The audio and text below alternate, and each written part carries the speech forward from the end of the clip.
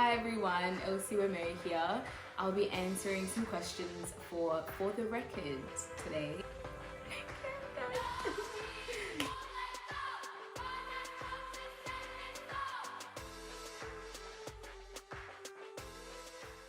Yeah, so I don't think there's an artist that has changed the way I listen to music, but different artists and even just genres have definitely made me feel music and appreciate music more, if that's, I guess, answering it. And that goes to, from 𝚘𝚎𝚗, and that's like Congolese music.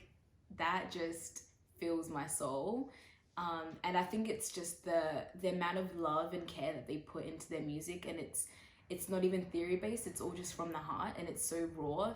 And every time I listen to it, it's like I feel like that it's a genre that kind of, I don't know, I feel like they just show so much love for the music without even like putting effort into it. It kind of just comes. But yeah, I don't think there's any specific artist that's really changed my perspective.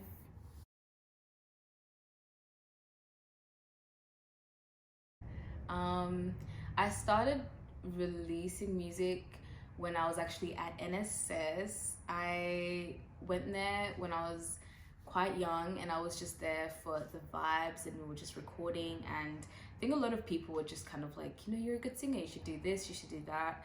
And over the years, I just started hearing that a lot from everyone, and I was like, you know what, why not? So I ended up recording my first single, which was Intuition, in 2017, I think it was, and that was recorded at NSS.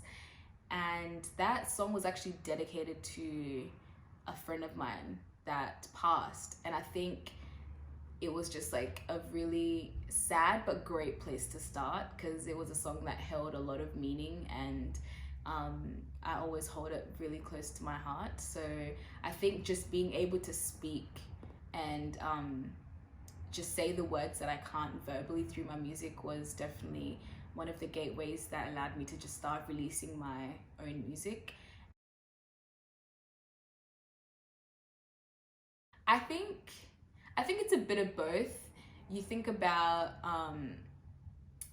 like how I was saying with 𝚘𝚎𝚗, I feel like a lot of those musicians, or just African musicians in general, you find that a lot of them don't know the theory behind music, and it's a lot of just instincts and intuition and feel and emotion, and a lot of that just comes naturally, and it's not something that they have to really practice. But then at the same time, being able to upskill yourself, I think it's very scary when people get comfortable, and that's something that musicians shouldn't do. So I feel like we naturally like sit down and like learn, you know what I'm saying? We sit down and we go on YouTube and we search up guitar tutorials and piano tutorials and etc, etc. But yeah, I think it's something that can come naturally, and you can have it in your blood.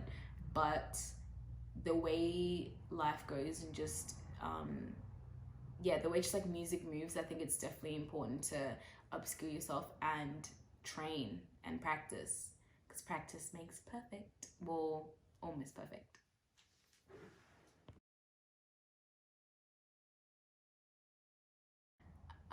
Okay, Pasta and Outcast were very I guess related to me, and that they were quite personal, and yeah, it was my thoughts, I guess you could say. But I find that a lot of the songs that I do have that are unreleased are a lot of just words. I mean, I've always done music not caring so much about words, and I've always been a fan of the track instead, the instrumental, the beats behind everything. And when I listen to music, half the time I actually don't listen to words. So being able to write has, sorry, I have to just wait for that card to pass. Being able to write has definitely been something that I've had to train myself to do and practice and learn to love. But yeah, when I write, it depends. It can be something that I genuinely feel, or it can just be something that I'm trying to get other people to feel and try, you know, see things from a different perspective.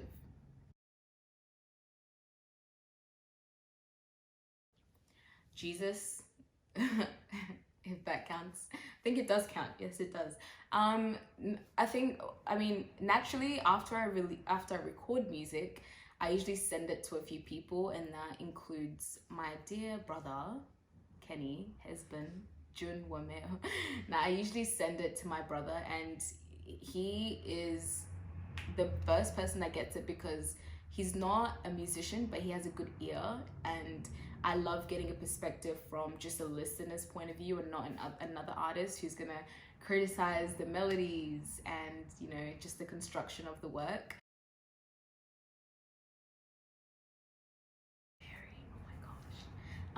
Yeah, I'm very critical of my own work. Oh my gosh, if you sit in a studio with me, you'd probably dislike me a lot. Thank you, Mario, for putting up with me. Yeah, I'm very, very critical, and that's not even just in the studio, that's just in terms of even just on stage, how we sound, yeah, just how my brand looks to the world. Very, very critical, and I like to try to be perfect, and that I can't be, but I just try to be the best that I can be, because that's all that I can do. Let's be real. Yeah.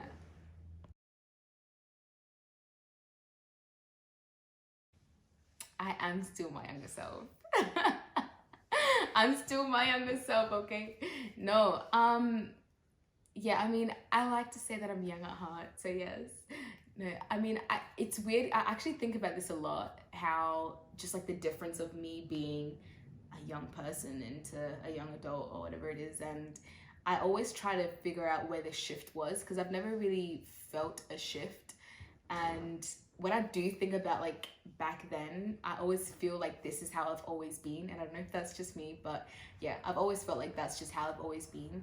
But in saying that, I do know that obviously as time has gone, I have gone through a lot of experiences and seen a lot of things and have become wiser, if I don't say so myself. I want to say that I would have just been very proud of myself and everything that I've done, from my music to my shows to these interviews with you guys, and just growing, being able to still be with God. That's one thing that I'm very, you know what, that's going to be the one thing. I hold him very proud that I'm still with Jesus and that I'm still, yeah, just going day by day with him. Yeah, that's actually one thing that I'm very, very proud of. Yeah. Yeah.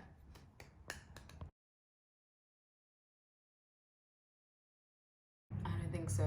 I think I've painted a solid picture from where I started, and if you know me well enough, you know that God is my foundation and that will never change. Amen.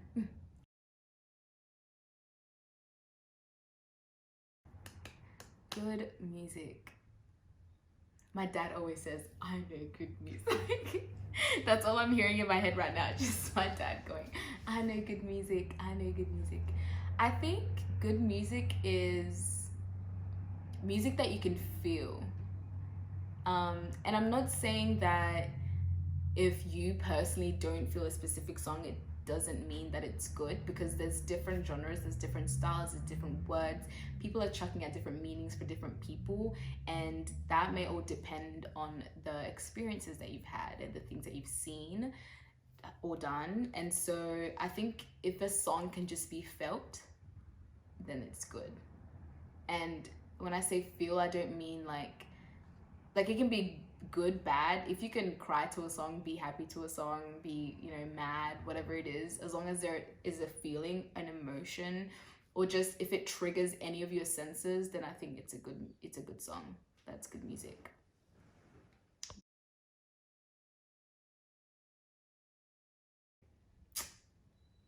It's a hard one because I can't be in people's shoes. I can't be in every artist's shoes to like answer that. But from my own personal perspective, 100% music has saved me, and maybe that is the reason why I can, you know, create, and I do create music. But then you think about it, there's a whole nother view of the listeners out there, because a lot of listeners' lives are literally under a song.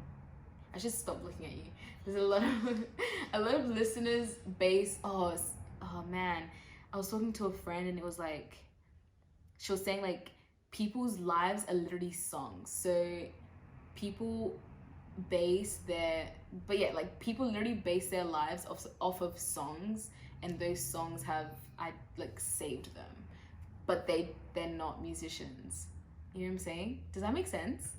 So it's like, I guess as an artist, yes, it has saved me, and that's why I create music, or one of the reasons or byproducts that has made me to, you know, be a musician and who I am. But then there are listeners I know that are being saved by music, and, you know, different artists, but they're not musicians at all. So I feel like there's two sides to that. But to be real simple, yes, I do believe in that statement.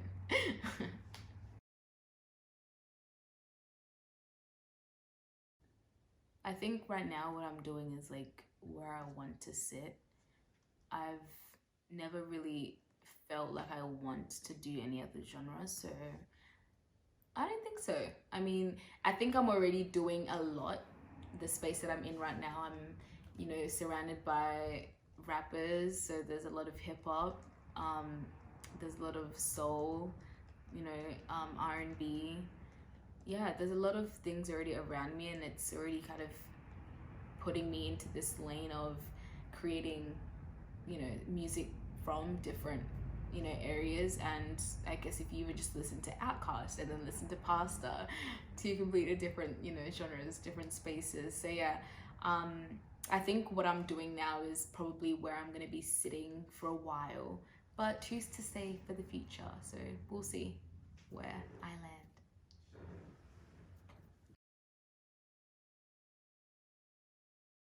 Ooh, Gunna's album Drip or Drown 2. I don't know why. Outstanding. Man said, oh, what did this man say? Man said, I made it without a label and I'll be fine. What does he say? I'm gonna find it. I'm gonna find it right now. I don't know why this song. Man says, all I know is grind, wondering why the Lord is steady sending me blessings. I don't know why. Like, that's just truth. Here